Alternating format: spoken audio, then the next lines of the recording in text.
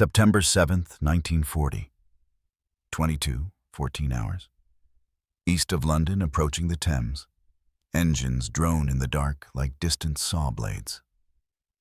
The Luftwaffe Heinkel He-111 cuts through a thin layer of autumn cloud at 12,000 feet, her black-painted belly nearly invisible from below. Inside the cockpit, Oberleutnant Hans Keller wipes condensation from the side window with his sleeve and leans forward over the control column. London is supposed to be somewhere ahead of them, a blacked-out city blind and unguarded. Another 2 minutes, murmurs Feldwebel Ernst Vogt, the radio operator and navigator. Keep heading 225. Flak zones should open just past the river. He taps his map with a gloved finger. If the forecast is right. The forecast is not right. It begins like a trick of the eye. At first, Keller thinks the night itself is splitting. Thin knives of white light flicker upward from the ground and then one by one lock together into a single beam that pins the Heinkel's wingtip. For a half second, he thinks it's moonlight on the metal. Then the cockpit floods white. Scheisse, down, down, down, Vogt barks. The beam is no longer searching. It is holding them, burning into the glass like a welder's torch. Keller jerks the bomber into a shallow dive. The intercom erupts with voices from the rest of the formation. They've seen us break turn starboard, starboard. Nobody believed this could happen at night. Daylight, yes. The RAF would come up in daylight and tear into you over Kent. Everyone knew that. But not at night. Not in darkness. London intelligence said would be blind. Keller forces the Heinkel into a banking turn. G-forces press his ribs against the seat frame. Below, where there should be nothing but blackout, there is suddenly geometry. Cones of light. Cones everywhere. Searchlight clusters in coordinated rings, sweeping, crossing, focusing. They move like disciplined hands instead of chaos. When one beam loses them, another takes over bright as noon. How are they doing that? Vogt shouts. He's not really asking. Nobody in the Heinkel knows it yet, but down on the ground, those lights are not guessing. They are being steered. Anti-aircraft guns wake up. Black puffs burst around the Heinkel, each one a dull orange blink at its heart. Flak was expected, yes. But this is not random curtain fire. These bursts are close, almost too close, and they track the turn. Vogt feels the aircraft shudder as fragments lash the fuselage like gravel thrown from a shovel. Then Keller sees something else, and his stomach tightens. There is a fighter below them. He almost misses it. Just a darker shape inside dark sky. A single-engine silhouette rising slow but steady, coming up the beam like an elevator. Hurricane, hurricane. 6 o'clock low, Keller shouts. It isn't a hurricane. It's a Bolton Paul Defiant. Keller doesn't know the type, and in that moment it doesn't matter. What matters is this. The RAF is not supposed to be able to find a single bomber in darkness and climb directly into firing position, as if it had been guided there by an invisible hand. The Defiant's turret snaps awake. Lines of 303 tracer float upward lazy. At first, then thick and bright and fast. They look almost harmless until they start walking toward the Heinkel's tail. Climb, climb now, Keller yanks. The bomber lurches, engines screaming. Vogt smells cordite and hot oil and something metallic and sharp. He glances back through the fuselage and sees sparks peeling off the port stabilizer like comet tails. He keys his mic. Falk 2 damaged. We are taking hits. English fighter under us. How can they see us? No answer, just crowded panic on the net. Everyone is asking the same question. How can they see us? Because this is not guesswork. This is not luck. This is a machine. Below them on the ground, that machine is already in motion. Along the coast, tall skeletal towers have been watching for over an hour. Chain home radar stations, each one humming with early warning data. Course, imperfect, but enough to say, bombers incoming altitude bearing. That information has already been relayed inland by telephone to a place Keller will never visit, the filter room. In the filter room, women in headsets, members of the Women's Auxiliary Air Force, move wooden markers across a giant gridded table. Each block represents a hostile raid. Clusters of bombers, estimated height, course, speed. They do not watch one aircraft. They watch the entire sky of southern England. From there, the information fans out again. Sector stations, group controllers, gun batteries, searchlight regiments, night fighter squadrons. By the time Keller crossed the Thames, Britain was already talking about him. He just didn't know it. Now he does. The Heinkel trembles as Keller dives for cloud. Vogt can hear the English fighters' guns still firing somewhere behind them. He does not believe in miracles, but he does believe in math. The RAF should not have been able to vector a night interceptor onto them with this precision. Not this early in the war. Not tonight. And yet here they are, being hunted in the dark over a city that was supposed to be asleep. Keller makes a decision. We drop. Now he snaps. Now, get rid of it. We're not making the primary. But we're not at target yet. Vogt protests. We're alive, Keller says. That's the target. Bomb bay doors open. London will burn tonight, but not in the way Berlin promised them in briefing. Not neat rows of docks and factories.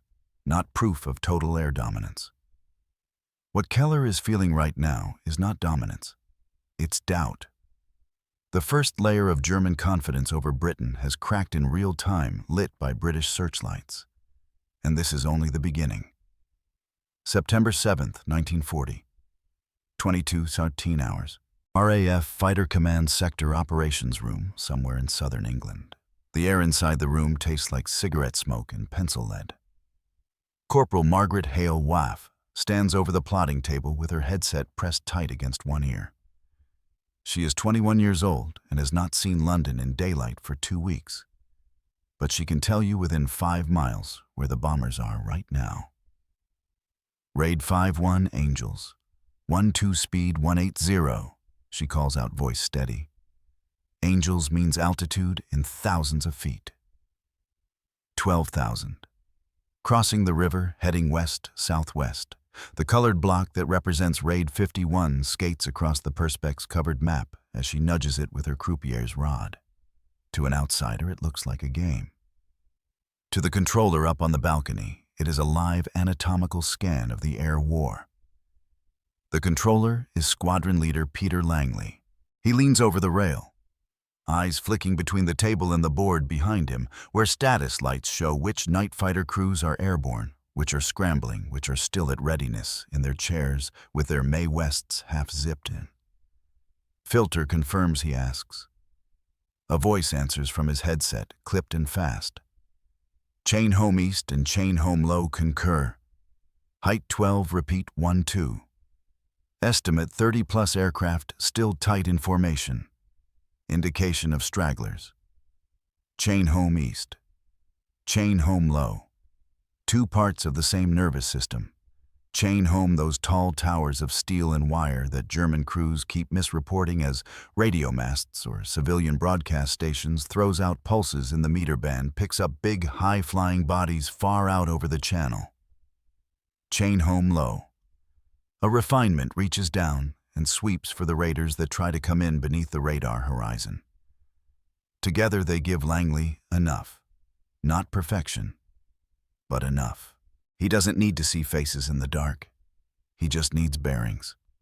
Get 604 Squadron up now, he says without looking away from the board.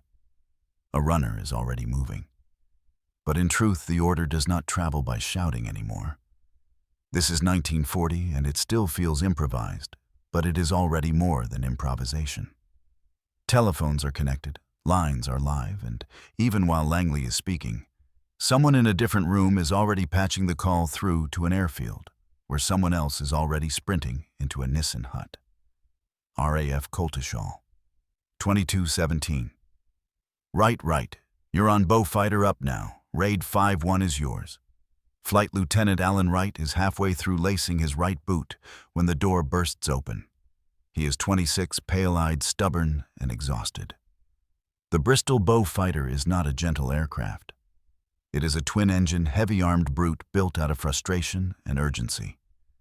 4 20mm Hispano cannons in the nose, 6 .303 Brownings in the wings. Enough fire to cut a Heinkel in half in 2 seconds if you can get close enough to aim. That is the problem, of course. Finding them. Finding anything in the dark. Wright slams his helmet on, grabs his parachute pack, and runs. His radar operator, pilot officer Ian Mercer, is already in the truck. Mercer is thin, bespectacled, and absolutely essential. He leans forward as they rattle across the tarmac, shouting over the engine. Controller says they're heading west, southwest from the River Angels 1-2. We're taking a vector after takeoff. Wright just nods. Mercer will talk to the ground controller once they're airborne. Mercer will listen to a calm voice in his headset counting down headings like an instructor laying out chalk lines. Turn left 5 degrees. Climb to 12. Level off. Hold this course. Enemy bearing now. Now. That right there is the quiet genius the Luftwaffe crews don't yet understand. The British have turned the act of interception into choreography. You don't send a fighter to wander in the dark over a burning city and pray it bumps into the enemy. You lift the fighter like a tool and you place it into a solution. Back in the operations room, Margaret Hale watches her plotted raid marker creep across the map. She is aware in a peripheral way that London is burning. She can smell smoke even here seeping inland on the wind.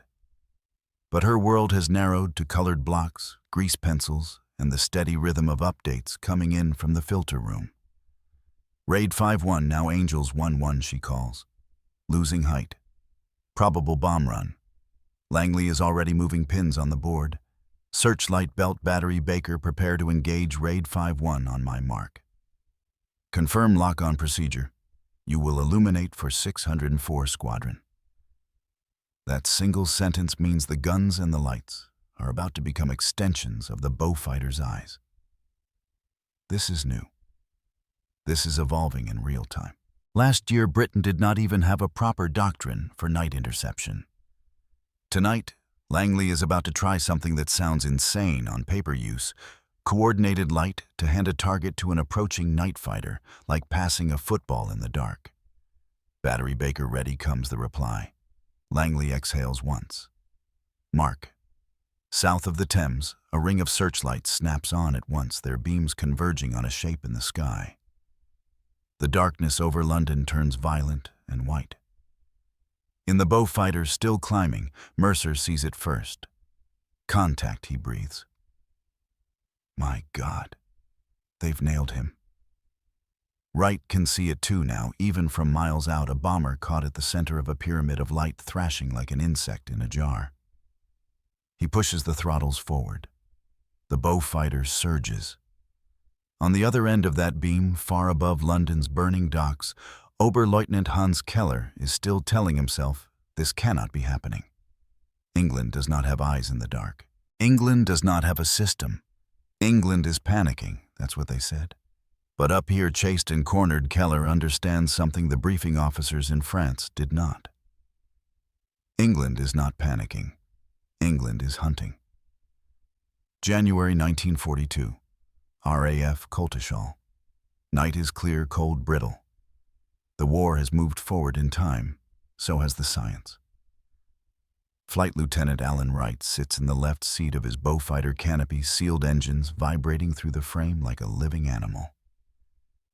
He glances over at Ian Mercer, who is bent forward in the glow of a small hooded scope. The instrument looks crude by modern standards, a round cathode ray tube with a jittering green trace. But to Mercer, it might as well be second sight. Airborne Interception Radar. AI EMIC 4. 16 months ago, Wright was guided by ground instructions and luck. Now Mercer can reach into the darkness and pull shapes out of it. Controller 604, airborne and climbing, Mercer says into the mic. His voice is calm. "Standing by for first vector. 604 controller," a voice replies through the static. It's not Langley, not anymore. Controllers rotate, but the tone is always the same, clipped surgical. "Turn heading 160, Angels 15. Bandit at bearing 080, relative range 4 miles. Your speed is superior. You will overtake." Wright adjusts his heading. The bowfighter banks like a heavy fist, turning in slow motion. Mercer keeps one hand on the radar set, one hand cupped over his headset. This is how it works now. Chain Home and the coastal stations pick up the raiders crossing in from the North Sea. Filter rooms sort the noise from the signal. Group HQ assigns the target to 604 Squadron. The sector controller talks right onto a point in space where, in theory, the German bomber will pass. But the last mile, that last lethal mile, belongs to Mercer.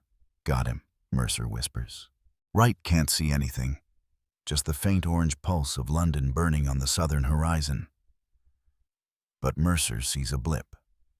Range 3 miles. High right. He can even tell relative movement. The German is steady. No violent weaving. Probably a Junkers 88. Confident. Experienced. Thinking he knows how to slide in, drop, and slide back out into the night.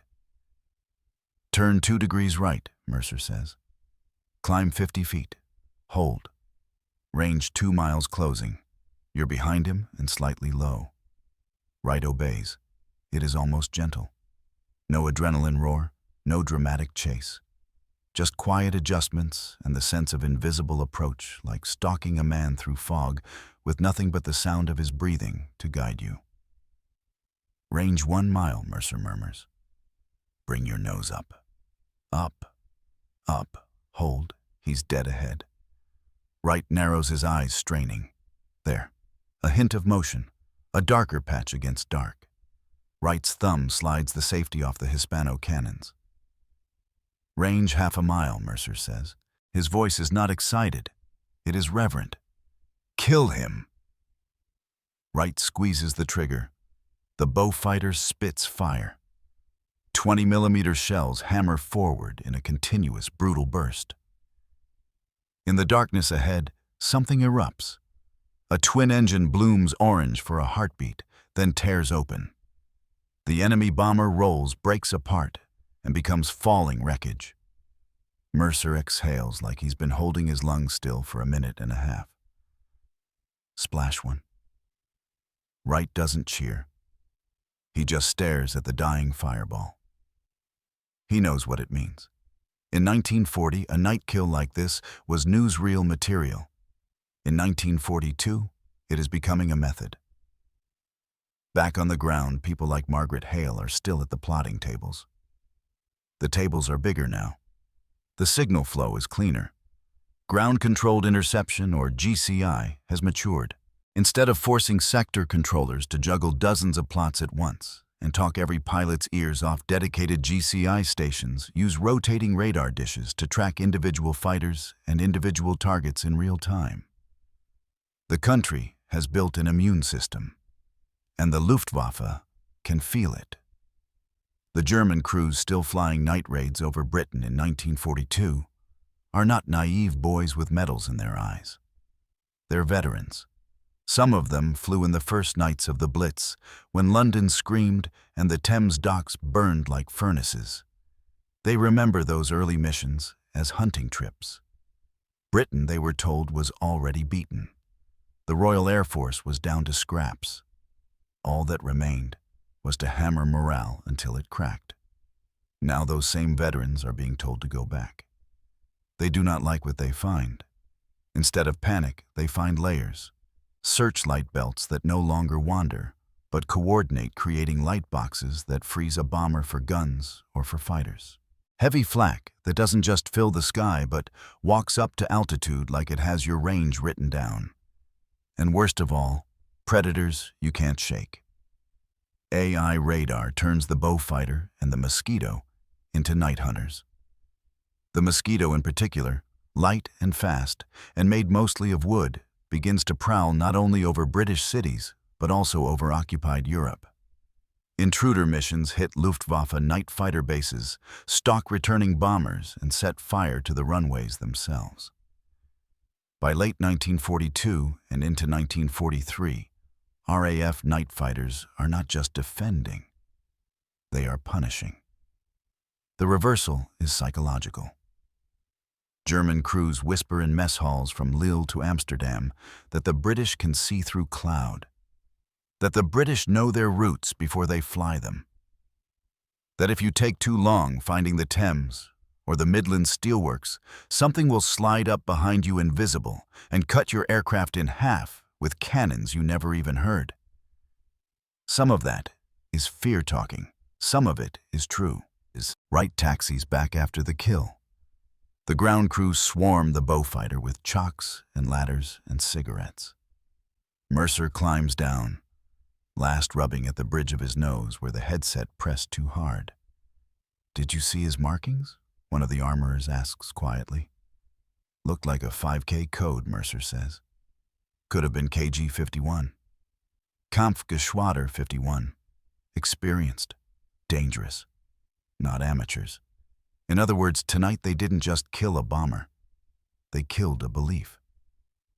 Spring 1943. Northern France. A half-lit airfield near Lille. What used to be routine now feels like roulette. Leutnant Karl Brenner stands beside his Ju-88 flight helmet under his arm, listening to final briefing. He joined the Luftwaffe thinking of speed of precision, of the clean geometry of air war. Tonight, as the operations officer talks, Brenner keeps glancing toward the hangars on the far end of the field. One of them is still smoking from the British raid last week. The British raid. At midnight. That's new. It used to be that daylight was dangerous and night was yours. Then it became night over London is dangerous, but at least France is safe. Now even that is gone. Mosquito intruders have been crossing the channel after dark, slipping past German radar and strafing runways, just as German night bombers are trying to land. Crews come home from missions over Britain and die 30 seconds from wheels-down engines full of holes, cockpits on fire. Brenner has not said this aloud, but he feels it in his jaw every time he tightens his oxygen mask. Britain does not sleep anymore. Britain hunts in both directions. The briefing finishes. Routes are assigned. Altitudes. Radio discipline. Then, almost as an afterthought, the ops officer says, "Intelligence again warns that the English have perfected airborne radar. Do not assume darkness will conceal you." Perfected. The word tastes bitter. Brenner climbs into the Ju-88. His crew settles in. The engines cough, then catch. The bomber rolls toward the runway, past sandbagged revetments and men with shovels trying to cover the splintered concrete from last week's Mosquito visit. He pushes the throttles forward and the airframe begins to rumble. He tells himself as the Ju-88 lifts into the French night that it's still possible. That if he holds course, stays low, and trusts his instruments, he can beat their system. He is wrong. Across the channel, the British system is no longer the desperate improvisation of 1940.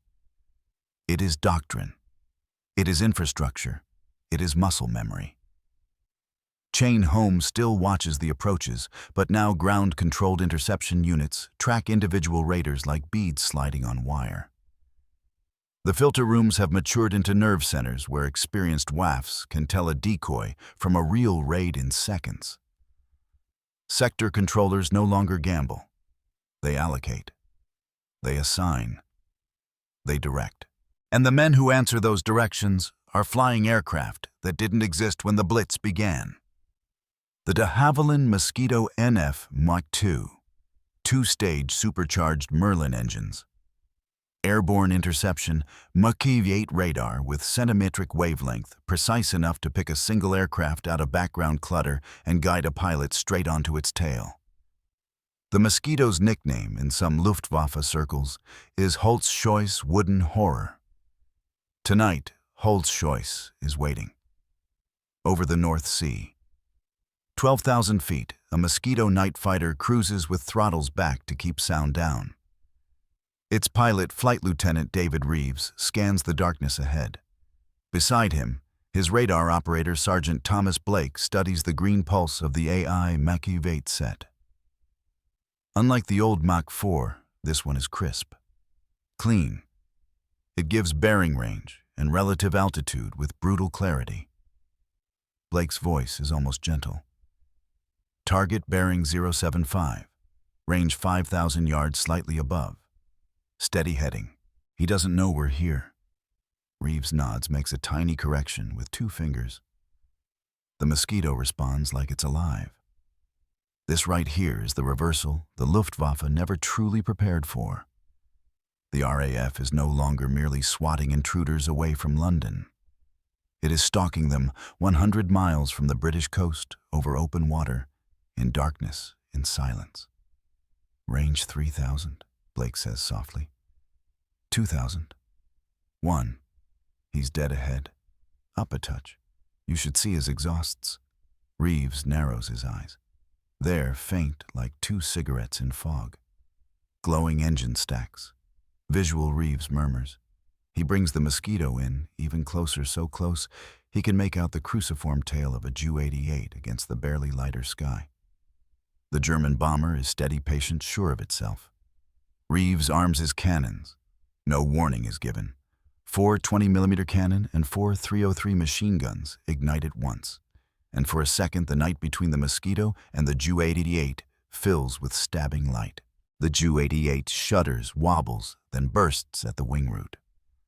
One engine shears off trailing flame. The bomber rolls inverted and begins to fall spinning down toward the cold black water. On the intercom, Blake whispers, "Good kill." Back in Germany, this will be written up as loss to enemy action, probable flak weather possible factor. Crews tell themselves stories because it is easier that way. But word spreads anyway. By mid-1943, Luftwaffe crews who once bragged about Die Nacht über London, the night over London, are saying something different in low voices over enamel mugs of weak coffee. The English can see in the dark. They speak of searchlight belts that lock on like claws. They speak of guns that find altitude like rulers.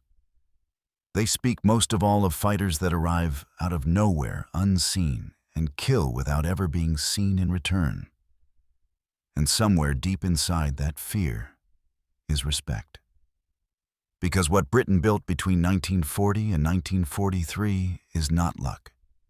It is not magic.